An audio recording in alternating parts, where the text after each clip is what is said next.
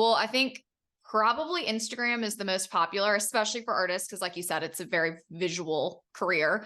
Yeah. And Instagram's just easy, I feel like we're used to it. So I'd love to start with Instagram and how can artists best use Instagram? What's a great way to really market themselves there?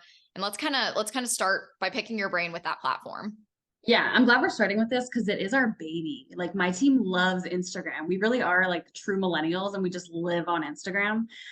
But you're definitely right. There's so many platforms now, and it's kind of hard to know as a business owner, as an artist, like where are you supposed to be putting your efforts? Because this isn't easy. It takes a lot of time, right?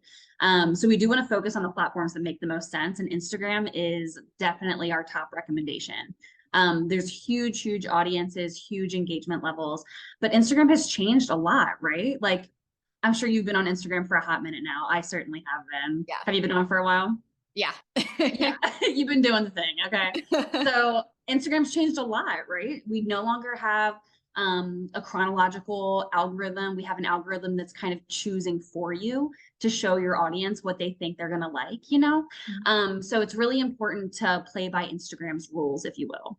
So, number one, most important thing on Instagram, if you're messing this one up, you are just not going to be successful on this platform, is consistency. So, you have got to basically think to yourself, how many posts per week am I capable of getting out? If it's two, great. If it's four, great. But you have to do that many posts every single week. So if you have like a great consistent month and then the next month you do half of that, all of the work you did the month prior is down the drain. So consistency is everything. I'm sure you know about that already. Yeah, I'm posting. I try to post every day. I mean, occasionally like vacation, Christmas, like things slip Yeah. through the cracks, but I really am. And that's what I tell people. I'm like, even if it's once a week, it's like, what does consistency look like for you? And you can always build from there. Exactly. It's so important. And then another thing I'm sure you know as well is video. Mhm. Video is unavoidable at this point. There's just no way to have a successful strategy without it in some capacity. So we really do for our clients. We usually are working with 4 posts a week for the average client. We're doing 2 videos per week and then 2 static posts per week, which is going to be like photos or carousels that you can kind of swipe through. And videos don't have to be as challenging as some businesses make them or some accounts make them. Some businesses and some people are really video focused. They know how to edit. They're really good at it, so they do that a lot. But it doesn't really have to be like that, right? Right. So especially for artists, I think a piece that a lot of artists I'm seeing that are missing is just like time lapse videos. If you're Mhm. drawing, if you're creating, if you're painting, whatever you're doing, it takes no effort from you at all to just set up your phone on time lapse and just record what you're doing. And it seems so stupid kind of, but it really does perform well. So that's definitely a top recommendation for me for artists. Yeah, I love that because it's not extra work. I think Yes.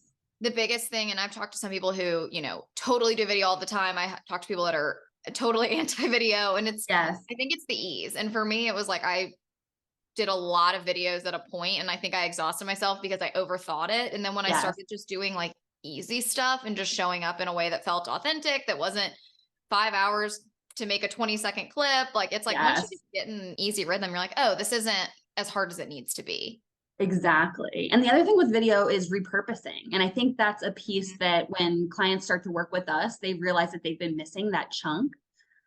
Because there's so much content that you make as an artist or as a business owner over the course of a year, let's say. There's so many photos that you have, there's so many pieces of video, there's so many graphics, all these things that you post, and you use them one time. And it just isn't, there's so many other ways to repurpose that content, you know? So we Right. definitely recommend reusing the stuff you already have from the past. Yeah. What are some examples of like how to repurpose and reuse content? Yeah, great idea. So, for video specifically, because I think people have a harder time with video than regular posts. For video specifically, if you have photos, I have lots of clients that have photos from like 5 years ago, and they're like, that's not really relevant to us anymore. So we feel like we can't use that content. And it's just not true, especially from a user perspective. We kind of want to see the transition of how the business has grown, how you've grown as an artist. So a great example of that would be like, then and now. So Hmm. having a video piece that's just like this is a picture or a video clip of what I was doing 5 years ago, and this is a picture or video of what I'm doing now. That's hugely important. Yeah, I love that. I mean, I have probably 3,000 photos on my Yeah. camera roll right now, and that actually would allow me to use them.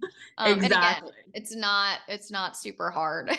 Right, right. And I think once you start tapping into that, it's easier to think of ideas like that, right?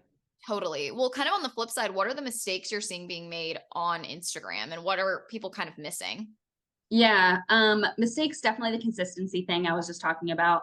Also, I think people get in their head about wanting it to be so curated and so professional looking. And frankly, it's just going to work so much better for you if you come at it as a real person and think about it as other real people on the other side of this, other customers, other people who can promote your content for you, you know? So we're definitely seeing people making the mistakes of not engaging the correct way, not engaging authentically. Engaging on social media is really important. They want you to spend time on the app. They want you to like, comment, follow, share stories. And I'm seeing people missing that piece a lot. Yeah, I've definitely noticed when I take like I've used scheduling tools and stuff before to like Mhm. allow me to be consistent, but if I do that and then I don't go into the app, I'll notice a total drop off than if I'm Yes. actually like manually posting, or even just if it's scheduled, but then I go in and I comment and I like other people's stuff, and I go in and like sometimes the stories is where I show up a little bit more like authentically and like Yeah. sporadically, and I think that works really well. Like the engagement on a Yeah. story that I post that's just me doing something that's not overly curated or a professional photo tends to do a lot better than if I try to post this like perfect thing. Yeah, 100%. And so many artists and so many business owners miss that piece. I can tell you, from our social media, the Millennial Marketing Instagram account, we are never wearing makeup in stories. We're always just like barely keeping things together, just like going about our crazy hectic day. And Right. those are the pieces of content that just perform so much better. So I definitely recommend coming in there just authentically, just be you. Don't try to curate stories. Don't try to think about it too hard. It'll be gone in 24 hours anyway. Totally. What would you recommend to people that maybe aren't as comfortable like having their face on the camera? Because I think some people are totally okay with that, and some people are like, I don't know. Yeah. My recommendation would be to get over it. It just is Yeah. what it is. It has to be like that. And I think for artists, you do have I would say a little bit more flexibility. You don't necessarily have to have your face involved in as many pieces of content. It doesn't have to be so about you, Mhm. because it really is about the art usually. But you're just going to sell more. I mean, test it for a month, test it for 3 months, put your face out there, more organically, more authentically, and then spend a month not doing that. And you'll see a huge, huge difference. People just trust people that they can see. That's just how humans work. Right. And I definitely think of when I'm looking at other people's accounts, I like when they get on and I can actually see who they are and see Yeah. who's talking. And I'm never like, she's not wearing makeup. Like, Never, never, especially with yeah. all the filters and things like that available. Like it's just really not an issue anymore. No, I got on yesterday and did not. I had my hair in a bun. I had just Yep. worked out, and I was like, "All right, guys." And I was like, I looked at them, like, yeah, well, at least they know Right. I'm like real. Right. It is what it is. And people like that. They want to connect with other people like that. You know what I mean? So, whereas if you have a really curated picture of your face with a piece of art, right? Something you're proud of, that's great. And that probably will perform better than just a picture of a piece of art. Mhm. However, if you go on there and you're just conversational and you're just talking, people are so much more likely to reach out and connect with you. So, it's not just a like, because that's not really what we're looking for anymore.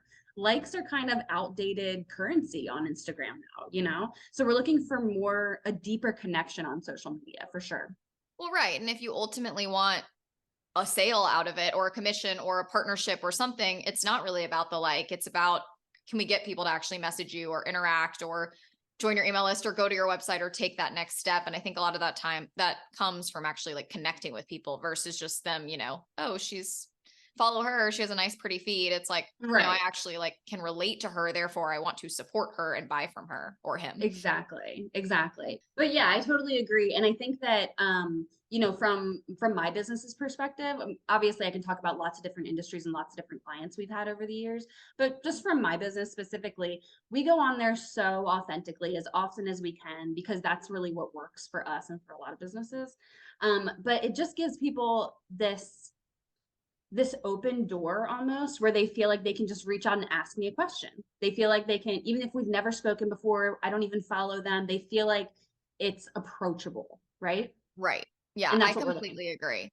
And I feel like, so I have a gallery Instagram account, and then I have the art coaching Instagram account. And I feel like the interaction I get on the coaching account, where I do show up a lot more like as myself. I'm the face of the business. I'm pretty real. People can also hear my voice like through the podcast. I do feel like people feel like they know me more, even if they haven't ever interacted with me before, because they hear my voice, because they see, you know, I'm doing stuff pretty often. And I think because of that, I get a lot more messages there that are a little more candid and casual, because they feel like, you know, I'm not jumping over a hurdle to talk to this person. They're like, oh, I feel like I know her already, which you want, you know, you want people to feel like they can easily interact with you.